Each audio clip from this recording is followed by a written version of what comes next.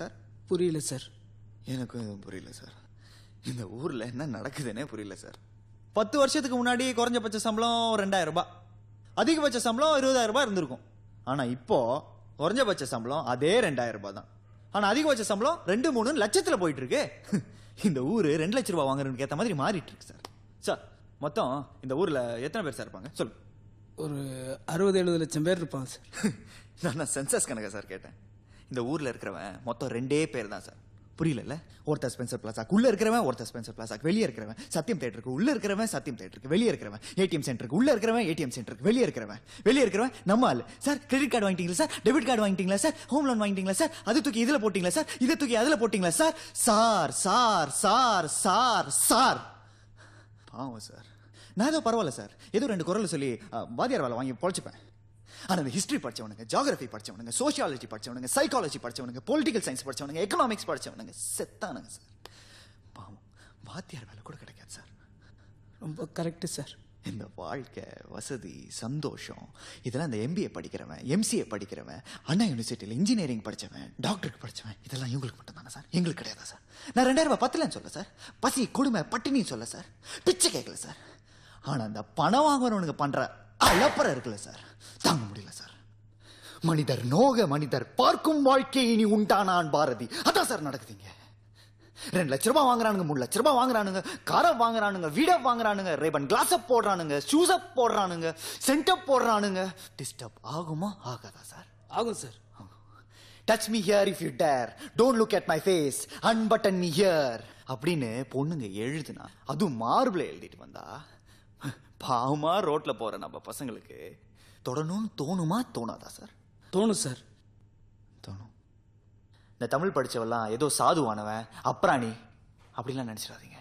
சும்மா தாடி வச்சுக்கிட்டு, சோடா புட்டி கண்ணாடி போட்டுக்கிட்டு, ஜோல்னா பைய மாட்டிக்கிட்டு கவிதை சொல்வான்னு டொக்க மாதிரிலாம் நினைச்சிடாதீங்க.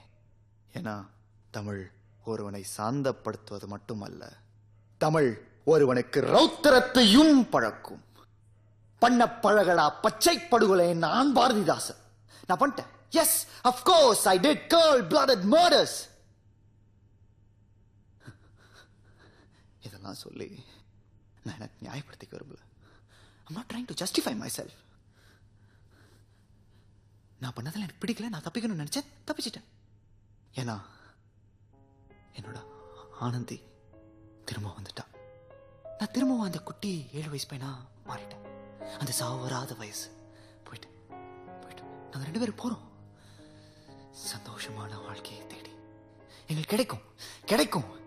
ஏன்னா எங்களுக்கு கிடைக்கும் என்பது எழுதப்பட்ட ஒரு விதி. கட்டாயம் கிடைக்கும் சார். தேங்க்யூ. இவ்வளவு நேரமா நான் பேசிட்டு இருக்கிற பிரச்சனைக்கு என்ன தீர்வுன்னு எனக்கு தெரியாது. தெரிஞ்சுதான் நான் இப்படி ஆயிருக்க மாட்டேன். ஒருவேளை நிதியமைச்சருக்கோ, சிஎம்கோ, பிஎம்கோ தெரியுமான்னு கூட எனக்கு தெரியாது.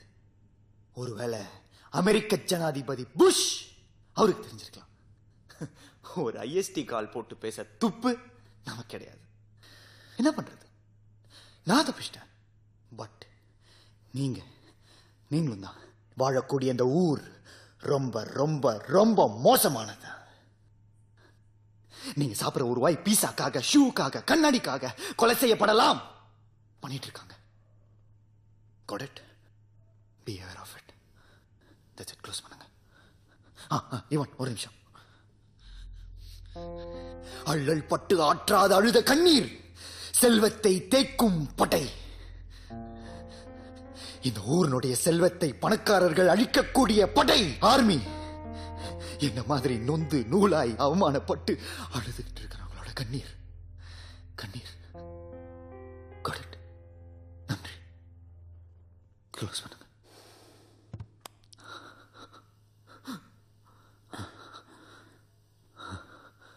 சார் இந்த